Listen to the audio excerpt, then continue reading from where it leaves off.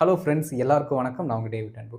இன்றைக்கி இந்த வீடியோவில் ஒரு சூப்பரான டாபிக் நான் உங்களுக்கு டீச் பண்ண போகிறேன். ஃபஸ்ட்டு கவனிங்க.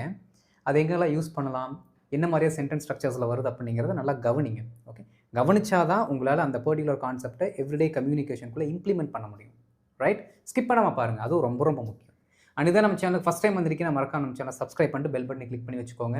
அப்போ தான் நான் போடுற வீடியோஸ் உங்களுக்கு தொடர்ந்து வந்து சேரும். நம்ம டிலே இல்லாமல் வீடியோக்குள்ளே போயிடலாம். ஃப்ரெண்ட்ஸ், ஒரு முக்கியமான விஷயம், அடுத்த மாதத்துக்கான பேசிக் டு அட்வான்ஸ் கோர்ஸுக்கான அட்மிஷனும் 1-on-1 ஸ்பீக்கிங் கோர்ஸுக்கான அட்மிஷனும் இப்போ ஸ்டார்ட் ஆயிடுச்சுங்க.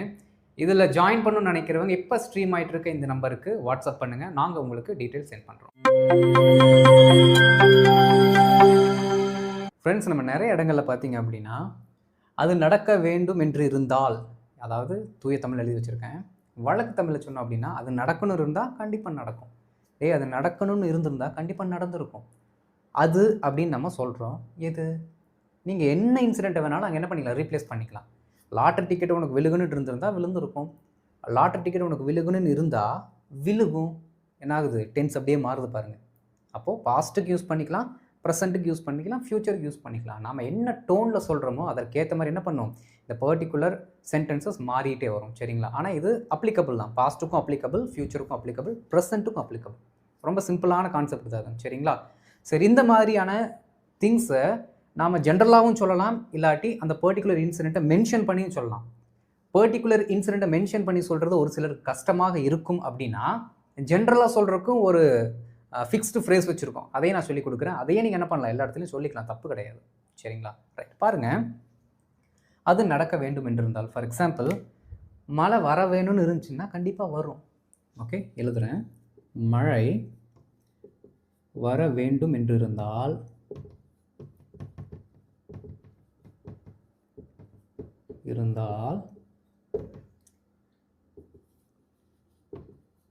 கண்டிப்பாக வரும்.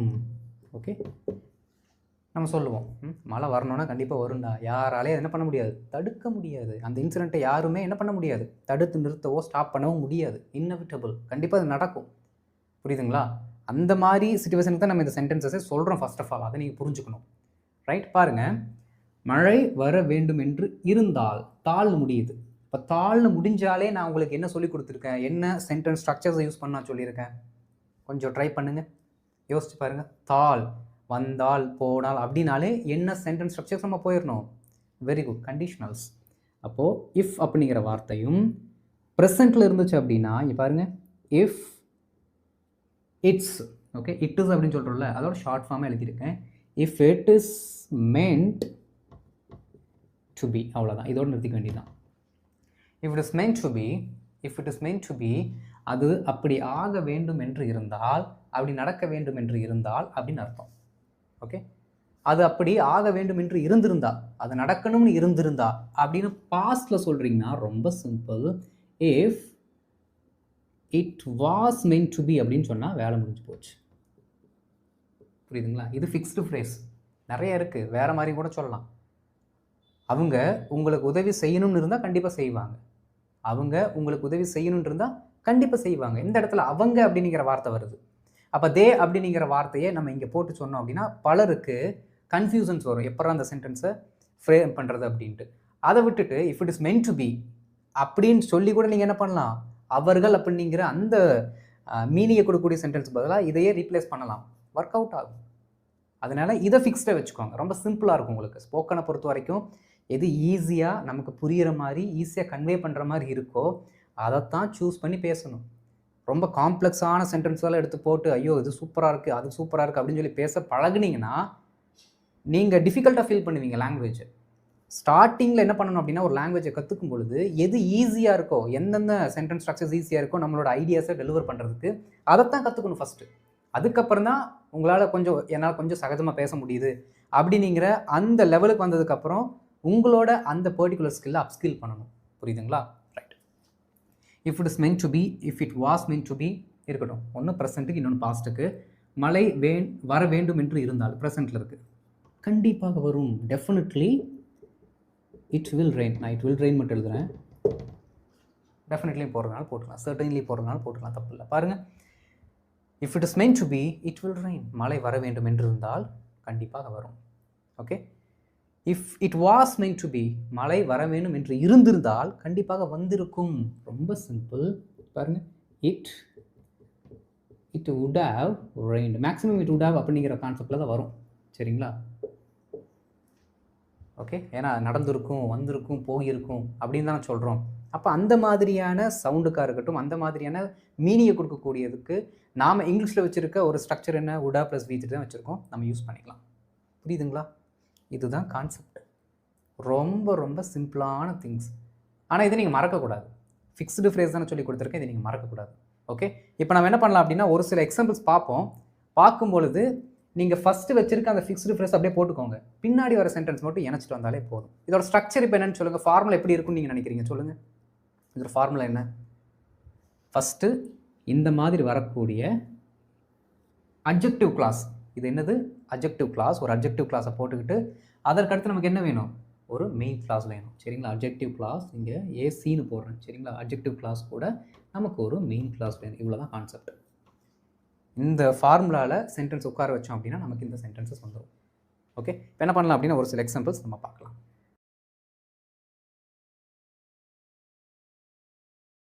இப்போ ஒரு சில எக்ஸாம்பிள்ஸ் பார்க்கலாம். இது பார்த்தீங்கன்னா ப்ரெசென்ட் அண்ட் ஃபியூச்சரை மிக்ஸ் பண்ணி தான் வரும். நம்ம ஆல்ரெடி தான் படிச்சிருக்கோமே, இஃப் கிளாஸ் கூட ப்ரெசென்ட் வந்துச்சுன்னா அந்த பக்கம் ஃபியூச்சர் வரும் அப்படிங்கிறத நம்ம ஆல்ரெடி படிச்சிருக்கோம். அதை தான் என்ன பண்ண போகிறோம், அப்ளை பண்ண போகிறோம். பாருங்கள், மேக்ஸிமம் நாம் என்ன ரூல்ஸ் எல்லாமே இந்த கிளாஸஸில் படிச்சுட்டு வந்தோமோ, அதாவது இஃப் கிளாஸில் படிச்சுட்டு வந்தோமோ அதே ரூல் தான் மேக்ஸிமம் எல்லா இடத்துலையுமே அப்ளிகபிள் ஆகுது. இவ்வளோ தாங்க. லாங்குவேஜோட அந்த ஸ்ட்ரக்சரை மட்டும் நீங்கள் புரிஞ்சுக்கிட்டீங்க அப்படின்னா எல்லா இடத்துலையுமே அப்படி இம்ப்ளிமெண்ட் பண்ணிட்டு போயிடலாம். ரைட், வாங்க. உனக்கு அது கிடைக்க வேண்டும் என்று இருந்தால், ப்ரெசென்ட்டில் சொல்கிறோம், உனக்கு அது கிடைக்கணும்னா கண்டிப்பாக உனக்கு கிடைக்கும். ஓகே, கண்டிப்பாக அது உனக்கு கிடைக்கும். ரொம்ப சிம்பிளான ஒரு சென்டென்ஸ் தான். ஃபிக்ஸ்டு ஃப்ரேஸ் நான் என்ன சொல்லி கொடுத்தேன் சொல்லுங்கள், கண்டிப்பாக அது உனக்கு கிடைக்கும் அப்படின்றது.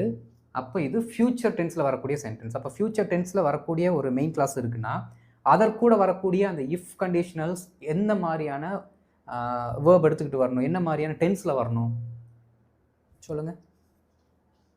வெரி குட், ப்ரெசன்ட் டென்ஸில் வரணும். அப்படி எழுதிடலாம். அப்போ ப்ரெசன்ட் டென்ஸுக்கு நான் உங்களுக்கு என்ன ஃப்ரேஸ் சொல்லி கொடுத்தோம் அதை எழுதிட வேண்டியதுதான். ஓகே, பாருங்கள். If it's meant to be, comma, okay, அது நடக்கணும்னு இருந்தால் எது, இது.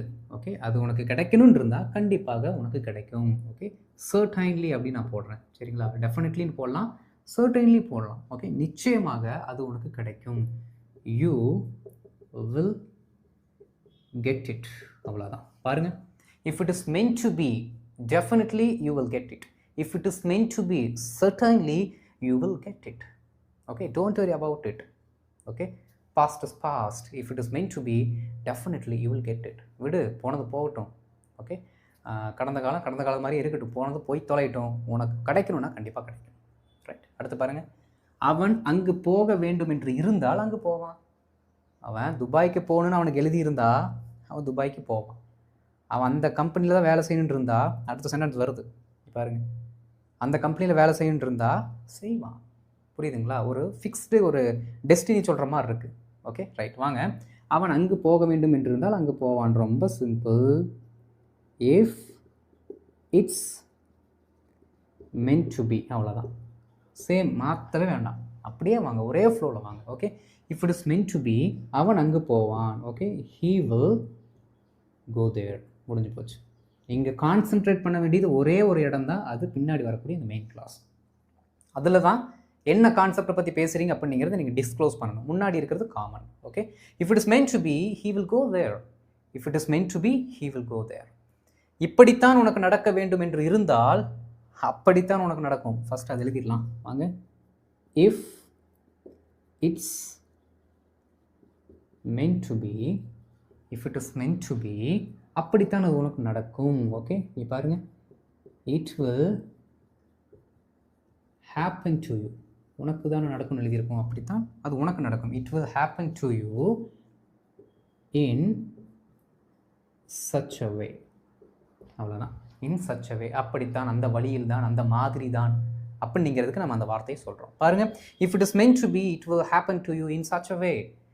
If it is meant to be, it will happen to you in such a way. Simple. அவளுக்கு அந்த வேலை கிடைக்க வேண்டும் என்று இருந்தால் அது கிடைக்கும். ஓகே, பாருங்க, if it's meant to be, if it's meant to be, she will get the job. அந்த வேலை கிடைக்கும். she will get the job, she will get that job, எப்படி வேணாலும் சொல்லலாம். பாருங்க, if it is meant to be, she will get that job, if it is meant to be, she will get the job, எப்படி சொன்னாலும் correct தான். புரியுதுங்களா? ரொம்ப ரொம்ப சிம்பிளான ஒரு கான்செப்ட். இது என்ன பண்ணணும், நிறைய ப்ராக்டிஸ் பண்ணும். இப்போது ரொம்ப உங்களுக்கு சப்பையாக தான் தெரியும், ஆனால் இவ்வளோதானா அப்படின்ட்டு. அப்போ இதே மாதிரி என்ன பண்ணணும், நீங்கள் நிறைய எக்ஸாம்பிள் சொல்லி சொல்லி பார்க்கணும். இதுக்கெல்லாம் நீங்கள் ChatGPT எடுக்க தேவை கிடையாது.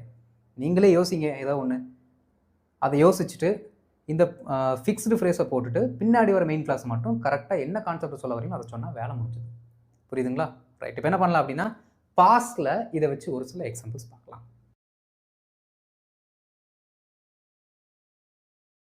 ஃப்ரெண்ட்ஸ், இப்போ ஒரு சில எக்ஸாம்பிள்ஸ் பாஸ்ட் டென்ஸ் கூட பார்த்துக்கலாம். அதாவதுங்க, இஃப் கிளாஸ் சொல்லி கொடுக்கும்போதே பாஸ்ட் வந்தாலும் ஹேடு வந்தாலும் அந்த பக்கம் உடா ப்ளஸ் V3 இல்லாட்டி ஹேவ் ஃபேமிலியில் ஏதாவது ஒன்று போட்டு நம்ம மேட்ச் பண்ணலான்னு சொல்லியிருந்தோம். அது அப்படியே இங்கே என்ன ஆகும் அப்படின்னா அப்ளிகபிள் ஆகும், நம்ம பண்ணிக்கலாம். சரிங்களா? சரி வாங்க.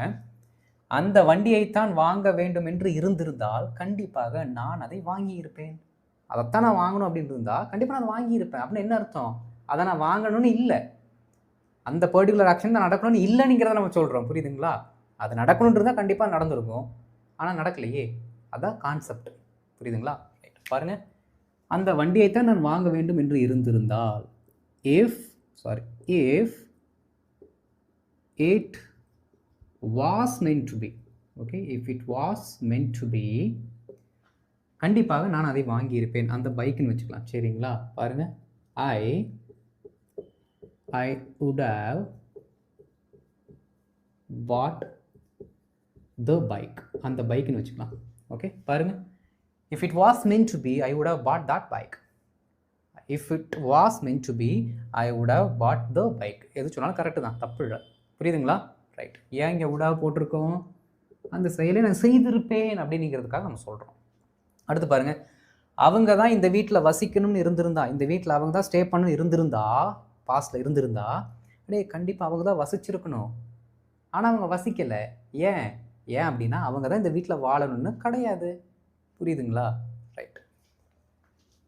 ஃபஸ்ட்டு அதை எழுதிடுவோம். Okay, if it was meant to be, okay, if it was meant to be, அவங்க தான் வசித்திருக்க வேண்டும். ரொம்ப சிம்பிளுங்க. அந்த ஆக்ஷன் கண்டிப்பாக நடந்திருக்க வேண்டும் அப்படின்னு நம்ம சொல்கிறோம். உறுதித்தன்மையை பற்றி பேசுகிறோம், கன்ஃபர்மிட்டியை பற்றி பேசுகிறோம். அப்போது பாருங்கள், தே மஸ்ட் ஹேவ், அவ்வளோதான், they must have lived in this house. அவ்வளோதான், சிம்பிள். பாருங்கள், if it was meant to be, they must have lived in this house. if it was meant to be, they must have lived in this house. ரொம்ப ரொம்ப சிம்பிளாக இருக்குது. ஏன் must have use பண்ணியிருக்கோம்? 100% அந்த particular action கடந்த காலத்தில் நடந்திருக்கணும் அப்படிங்கிற உறுதித்தன்மையோட சொல்கிறோம். புரியுதுங்களா? ரைட். நீ தான் உனது குடும்பத்தை பாதுகாக்க வேண்டும் என்று இருந்திருந்தால் நீ பாதுகாத்திருப்பாய். நீ தான் உன் ஃபேமிலி ப்ரொடெக்ட் பண்ணிருந்தா நீ பண்ணியிருப்ப. ஆனால் அது கிடையாது, வேற ஒருத்தங்க வந்து ப்ரொடெக்ட் பண்ணணும்னு இருந்திருக்கு, அதை நினச்சி ஃபீல் பண்ணாத. இந்த மாதிரி கான்டெக்ஸ்ட்டுக்கு நம்ம யூஸ் பண்ணுவோம். சரிங்களா? பாருங்கள், if it was meant to be, if it was meant to be, நீ பாதுகாத்திருப்பாய். ஓகே, பாருங்க, you would have protected, okay, you would have protected your family.